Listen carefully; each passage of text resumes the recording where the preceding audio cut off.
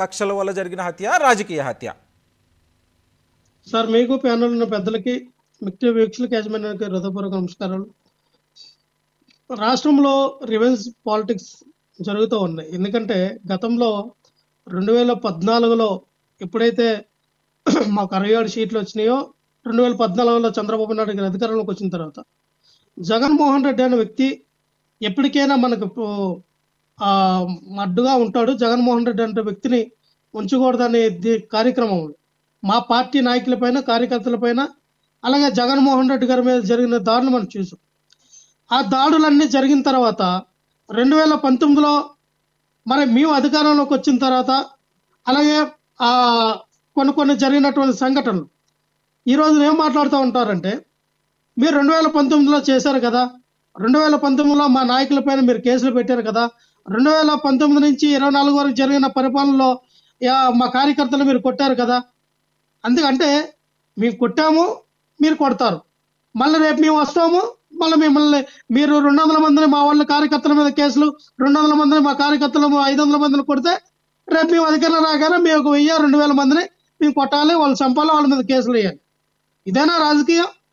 ఇవేనా టార్గెట్ పెట్టుకున్నారు మీరు? అంటే నేను ఒకటే చెప్తూ ఉన్నానండి, వినుకొండలో జరిగింది 100% రాజకీయ హత్య. వాళ్ళు చెప్తూ ఉన్నారు, వాళ్ళ కుటుంబ సభ్యులు, మేము వైఎస్ఆర్ పార్టీకి రసీదు కుటుంబ సభ్యులు, వైఎస్ఆర్ పార్టీ సానుభూతి పరులు, మేము వైఎస్ఆర్ పార్టీ తరఫున అక్కడ పోటీ చేసినట్టు ఎమ్మెల్యే అభ్యర్థికి మేము సానుకూలంగా మేము ఎలక్షన్లో తిరిగినాము. ఆ యొక్క జిల్లాన అభ్యర్థి టీడీపీకి ఎవరైతే జీవి ఆంజనేయులు ఉన్నారో ఆయనకు అనుకూలంగా ఆయన తిరిగినాడు. వాళ్ళు తిరిగినప్పుడు ఒక మాట అన్నాడు, మేము అధికారంలోకి వస్తే ఖచ్చితంగా నిన్ను నరుకుతా అన్న. ఏదో క్యాజువల్గా అన్నారు కదా అని వాళ్ళు అనుకున్నారు.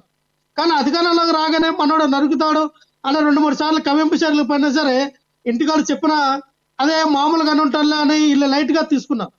కానీ మనోడు కావాలని మా నడి రోడ్డు మీద ఒక గొడ్డి నరికినట్టుగా నరికితే సభ్య సమాజం అక్కడ ఉన్నటువంటి జనాలందరూ కూడా ఒక వేడుక, ఒక పెళ్లి, ఒక జాతర చూసినట్టుగా చూశారు. కానీ ఎవరు కూడా ముందుకొచ్చి ఆపే సాహసం చేయలా. ఎందుకంటే బలమైన పెద్ద కత్తి ఆయన చేతిలో ఉంది, కట్టుకోం. మరి అటువంటి స్థితిలో ఎవరు కూడా అటువంటి సాహసం చేయలేరేమో. మరి మనం చూస్తే లా అండ్ ఆర్డర్ అంటే భయం అయితే లేదండి. ఎవరైతే ఇప్పుడు డ్రగ్స్ కానీ ఆ మందుకి కానీ వీటికి ఆ మాదక ద్రవ్యాలకి ఎడిక్ట్ అయిపోయిన వ్యక్తులకి లా అండ్ ఆర్డర్ మీద వాళ్ళకి భయం లేదు. తప్పు చేస్తే మన నాయకులు ఉన్నారు, తప్పు చేస్తే మా ఎమ్మెల్యే ఉన్నాడు, తప్పు చేస్తే మా ఎంపీ ఉన్నాడు, మా సీఎం ఉన్నాడు, మనల్ని మా కులం ఉందో మనల్ని కాపాడుతారు అని మైండ్ సెట్లో వాళ్ళకు ఉన్నంత కాలం ఇలాంటివి జరుగుతూ ఉంటాయి. ఎందుకంటే ఈ రోజున చూసాం, రాష్ట్రంలో 5 నెలల పాప పైన రేపు హత్య, 20 నెలల పిల్ల పైన రేపు హత్య, 10 సంవత్సరాల పిల్ల పైన రేపు చేయడం, హత్య చేయడం. ఈ యొక్క 50 రోజుల్లోనే మనం చూస్తే 35 పైగా మరి ఆత్మహత్యలు జరిగినాయి, 31 పైన హత్యలు జరిగినాయి, 450 పైనే ప్రభుత్వ ఆస్తులు, 500 పైనే గవర్నమెంట్ ఆస్తుల పైన, 1050 కుటుంబాల పైన దౌర్జన్యానికి దిగినటువంటి ఈ ప్రభుత్వం. ఈ రాష్ట్రం నుంచి ఇప్పటికీ దాదాపుగా 3000 కుటుంబాలు వలస వెళ్ళిపోయినాయి. వీళ్ళకి భయపడి, ఈ యొక్క ప్రభుత్వానికి భయపడి. లక్ష్మణరావు గారు, కోటేశ్వరరావు గారు చెప్తుంది ఏంటి అంటే, ఇలాంటి సంఘటనలు 2019 నుంచి 24 మధ్యలో అనేకమైనవి జరిగినాయి. మరి అప్పుడు మనం రాష్ట్రపతి పాలన పెట్టాల్సి వస్తే అనేక సందర్భాల్లో అప్పుడు పెట్టాల్సి వచ్చేది. ఇప్పుడు జరుగుతున్నది దానికి ప్రతీకార చర్యే. నేను అదే చెప్తున్నానండి. 2019 నుంచి 2024 వరకు రాష్ట్రపతి పరిపాలన కావాలని చంద్రబాబు నాయుడు గారు, పవన్ కళ్యాణ్ గారు ఎందుకు కోరలా?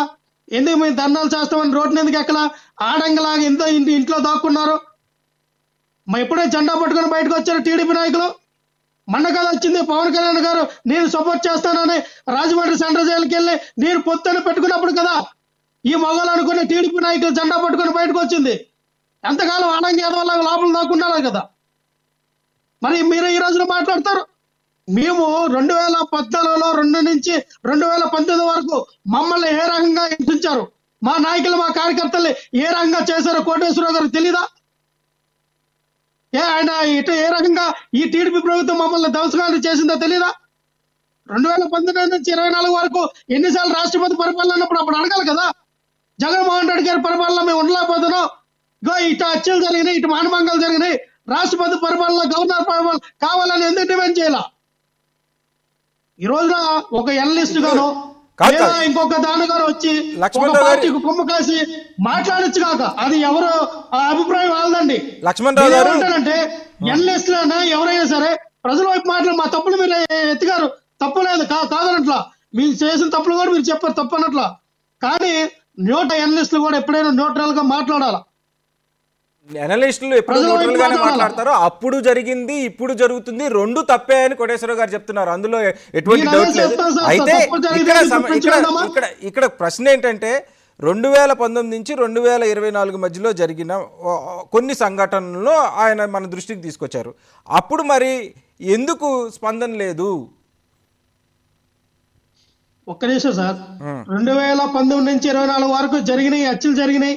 2019 నుంచి 24 వరకు మా నాయకుల పైన, కార్యకర్తల పైన వీళ్ళు కేసులు పెట్టారు అన్నప్పుడు మీరు 2024 నుంచి 29 వరకు ఇదే పద్ధతి కంటిన్యూ చేస్తారా?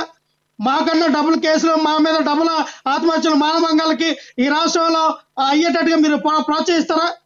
ఇదేనా పరిపాలన? దేనికి పరిపాలన ఇచ్చారు?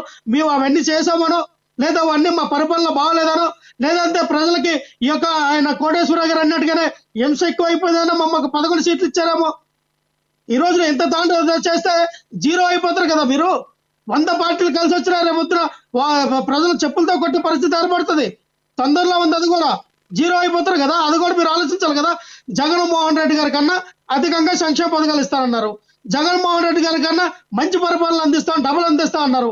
అంటే మేము ఏదో అనుకున్నాం, అంటే జగన్మోహన్ రెడ్డి గారు ఆ హయాంలో 100 హత్యలు జరిగాయి కాబట్టి మేము 200 చేస్తాం.